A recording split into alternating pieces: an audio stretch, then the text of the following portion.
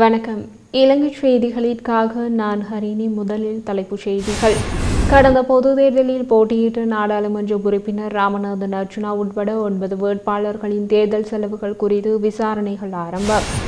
வெட்கம் இருந்தால் உடனடியாக வீட்டை விட்டு வெளியேறுங்கள் என மஹிந்தவை எச்சரித்த அமைச்சர் நலிந்த ஜெயதிச. தூய்மையான இலங்கை வேலைத்திட்டம் பற்றி ஆவேசமான விமர்சனத்திற்கு பதில் கூறிய அமைச்சர் பிமல் ரத்நாயக்க. இனி விரிவான செய்திகள்.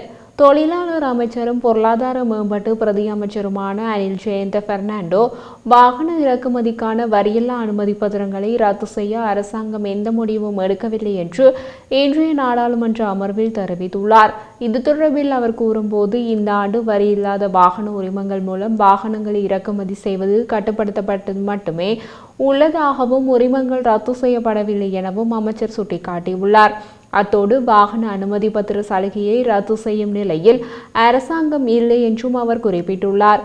இறக்குமதிக்கான வரியில்லா அனுமதி பத்திரத்திற்கு தகுதியுடையவர்களுக்கு சலுகைகளை மறுக்க அரசாங்கம் எந்த நோக்கத்தையும் கொண்டிருக்கவில்லை.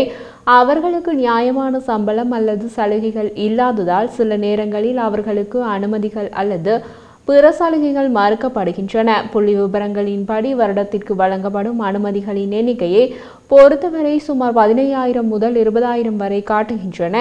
இந்த நிலையில் அந்நிய செலாவணி இருப்புகளின் அளவை அடிப்படையாக கொண்டு அனுமதிகளை இந்த ஆண்டு நாம் குறிப்பிட்ட பொருளாதார இலக்கை அடைய முடியாது. எனவே இது முன்னுரிமைகள் சார்ந்த விடயம் அல்ல, ஆனால் விஞ்ஞாபன ரீதியான விடயமாக அதை ரத்து செய்ய ஒரு முடிவு எடுக்கப்படவில்லை என தெரிவித்தார். கிராம மட்டத்தில் சிதறியுள்ள ஸ்ரீலங்கா பொதுஜன பெரமுனவின் தரப்பினர்களை ஒன்றிணைக்கும் விசேட செயற்திட்டம் இடம்பெற்று வருவதாக முன்னாள் நாடாளுமன்ற உறுப்பினர் திஸ்ஸ குட்டியாராச்சி தெரிவித்துள்ளார். ஊடகங்களுக்கு இன்று கருத்து தெரிவிக்கையிலேயே அவர் இதனை கூறியுள்ளார். இதன் தொடர்ச்சியாக கூட்டணி அமைப்பது குறித்து கட்சி தலைவர்கள் விவாதிப்பார்கள் என்றும் சுட்டிக்காட்டியுள்ளார். முன்னாள் ஜனாதிபதி மஹிந்த ராஜபக்ஷ பழிவாங்கப்படுவதாகவும் நாமல் ராஜபக்ஷவால் மட்டுமே மொட்டு கட்சி விட்ட இடத்திலிருந்து நாட்டை முன்னோக்கி கொண்டு செல்ல முடியும் என்றும் அவர் கூறியுள்ளார். மேலும் நாடாளுமன்ற உறுப்பினர் நாமல் ராஜபக்ஷவை பழிவாங்குவதன் இறுதி விளைவு தவிர்க்க முடியாத நிறைவேற்று ஜனாதிபதியாக அவர் பதவியேற்பது என்றும் குட்டியாராட்சி கூறியுள்ளார். சுகாதார அமைச்சர் நலிந்த ஜெயதிச அரசு சொகுசு வீடுகளில் வசிக்கின்ற முன்னாள் ஜனாதிபதிகளான மஹிந்த ராஜபக்ஷ, மைத்ரிபால சிறிசேன, சந்திரிகா குமாரதுங்க ஆகியோர் மக்களின் வரி பணத்தை வீணடிக்காமல் உடனடியாக அங்கிருந்து வெளியேற வேண்டும் என சுட்டிக்காட்டியுள்ளார். அவர் மேலும் தெரிவித்துள்ளதாவது, மஹிந்த ராஜபக்ஷவின் மாளிகையை காப்பாற்ற எதிர்க்கட்சி உறுப்பினர்கள் சபையில் குரல் எழுப்பி வருகின்றனர். ஐக்கிய மக்கள் சக்தியின் எம்பிக்களும் இதற்கு ஆதரவாக குரல் கொடுத்து வருகின்றனர். கொழும்பு விஜயராம மாவட்டத்தில் மஹிந்த ராஜபக்ஷ வைக்கும் இந்த வீடு 1 ஏக்கர் மற்றும் 13.8 பேஜ் கொண்டது. 3128.4 மில்லியன் பெறுமதியான வீடாகும். 2 பேர் வசிப்பதற்கு தான் இவ்வளவு பெரிய வீடு. மாதம் இந்த வீட்டுக்கு 46 லட்சம் வாடகையை செலுத்த வேண்டும் என அரசு மதிப்பீட்டு திணைக்களம் மதிப்பிட்டுள்ளது. இந்த வீட்டை காப்பாற்றத்தான் மஹிந்தர் மற்றும் சஜித் ஆதரவாளர்கள் சபையில் கூச்சலிடுகின்றனர். முன்னாள் ஜனாதிபதி மைத்ரிபால சிறிசேன வசிக்கும் வீட்டை பராமரிக்க மாத்திரம் கடந்த சில வருடங்களாக 19 லட்சம் செலவிடப்பட்டுள்ளது. கோட்டபாய ராஜபக்ஷவின் வீட்டுக்காக 16,000 ரூபாய் வரை செலவிடப்பட்டுள்ளது. இவ்வாறு தான் மக்கள் பணத்தில் இவர்கள் வாழ்கின்றார்கள். இந்த சுமையை மக்கள் மீது எவ்வாறு செலுத்த முடியும்? மக்கள் இந்த சுமையை சுமந்து கொள்வது நியாயமா? சந்திரிகாவின் வீடு இன்னமும் மதிப்பீடு செய்யப்படவில்லை. அவர் லண்டனில் இருப்பதாக கூறியுள்ளார். அவரது வீடு குறித்து மதிப்பீடு செய்யப்படும். இவர்களுக்கு வெட்கம் இல்லையா? வெட்கம் இருந்தால் உடனடியாக அங்கிருந்து வெளியேற வேண்டும். இவ்வாறு அமைச்சர் நலிந்த ஜெயதிச தெரிவித்துள்ளார். யாழ்ப்பாண போலீசார் கடந்த பொது தேர்தலில் போட்டியிட்ட நாடாளுமன்ற உறுப்பினர் ராமநாதன் அர்ச்சுனா உட்பட 9 வேட்பாளர்களின் தேர்தல் செலவுகள் குறித்து விசாரணைகளை ஆரம்பித்துள்ளனர். இது தொடர்பில் அவர் மேலும் தெரிவிக்கையில், நாடாளுமன்ற உறுப்பினர் அர்ச்சுனா ராமநாதன் மற்றும் வேட்பாளர்களான சகிலா ரவிராஜ், உமாகரன் ராசையா, எஸ் மயூரன், டி கிருஷ்ணகாந்த், என் கௌசல்யா மற்றும் குருசாமி சுரேன் ஆகியோரின் தேர்தல் செலவுகள் தொடர்பிலேயே விசாரணைகள் ஆரம்பிக்கப்பட்டுள்ளன. இருப்பினும் வேட்பாளர் சகிலா ரவிராஜின் வாக்குமூலத்தை மட்டுமே போலீசார் இதுவரை பதிவு செய்துள்ளனர். ஏனையவர்களின் வாக்குமூலங்களை பதிவு செய்த பின்னர் அதன் விவரங்களை போலீசார் தேர்தல் ஆணையகத்திடம் அறிக்கையாக சமர்ப்பிக்க உள்ளனர் என கூறப்பட்டுள்ளது. உள்ளூர் கோழி தொழிலையும் அந்நிய செலாவணி வருவாயும் அதிகரிக்கும் வகையில் கோழித்தலைகள் மற்றும் பாதங்களை நேரடியாக சீனாவுக்கு ஏற்றுமதி செய்வதற்கான ஒப்பந்தத்தில் இலங்கை கைச்சாத்திட்டுள்ளது. இலங்கையில் மக்கள் பொதுவாக கோழிகளின் தலை மற்றும் பாதங்களை உண்பதில்லை. ஜனாதிபதி அனுரகுமாரவின் அண்மைய சீன விஜயத்தின் போது மேற்கொள்ளப்பட்ட 15 உடன்படிக்கைகளில் இதுவும் ஒன்று என வெளிவிவகார அமைச்சர் விஜித ஹேர தெரிவித்துள்ளார். சீன சுங்க அதிகாரிகளால் கோடிட்டு காட்டப்பட்டுள்ள சுகாதார தேவைகளை பூர்த்தி செய்ய அமைச்சரவையின் முன் அனுமதியை தொடர்ந்து சான்றிதழ்கள் மற்றும் வாங்குபவர் ஏற்பாடுகளுக்கு உட்பட்டு உடனடி ஏற்றுமதிகளை ஒப்பந்தம் அனுமதிக்கிறது.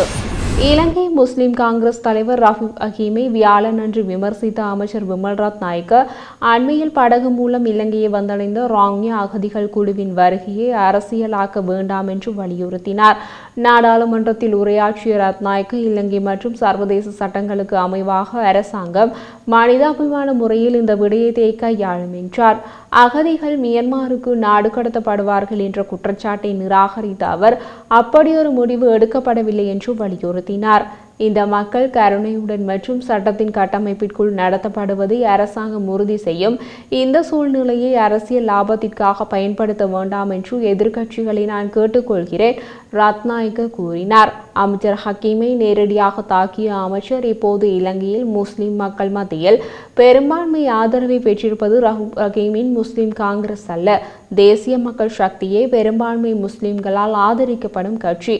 நாடு முழுவதும் உள்ள முஸ்லிம்களின் வாக்களித்த எம்பிபிக்கு தான், SLMCக்கு அல்ல என்று அவர் கூறினார். கடந்த அரசாங்கத்தின் சுற்றறிக்கையில் குறிப்பிடப்பட்டுள்ளபடி அரசாங்க அமைச்சர்கள் மற்றும் பிரதி அமைச்சர்கள் நாடாளுமன்ற சிறப்புரிமைகளை பயன்படுத்தியதாக வெளியான செய்திகளை மறுத்துள்ள பொது பாதுகாப்பு அமைச்சர் ஆனந்த விஜயபால பல சலுகைகள் குறைக்கப்பட்டுள்ளதாக தெளிவுபடுத்தியுள்ளார்.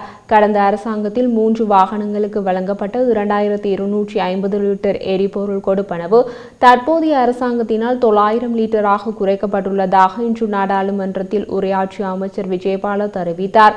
முன்னாள் ஜனாதிபதி ரணில் விக்ரமசிங்கவிடம் 50க்கும் மேற்பட்ட ஆலோசகர்கள் உள்ளதாகவும் தற்போதைய அரசாங்கம் 2 ஆலோசகர்களை மட்டுமே நியமித்துள்ளதாகவும் அவர் மேலும் தெரிவித்தார். முன்னாள் அரசாங்கத்தினால் வெளியிடப்பட்ட சுற்றறிக்கையின் பிரகாரம் தற்போதைய அரசாங்கத்தின் எந்த ஒரு அமைச்சரும் அல்லது பிரதி அமைச்சரும் சலுகைகளை பெறவில்லை என அமைச்சர் ஆனந்த விஜயபால மீண்டும் வலியுறுத்தியுள்ளார்.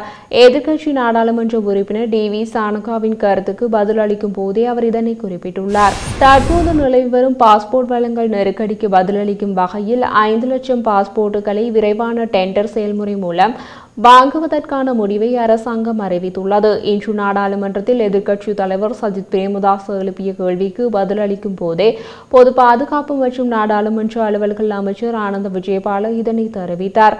புதிய டெண்டர் மூலம் 5 லட்சம் பாஸ்போர்ட்டுகளை வாங்குவதற்கான செயல்முறையை நாங்கள் தொடங்கியுள்ளோம்.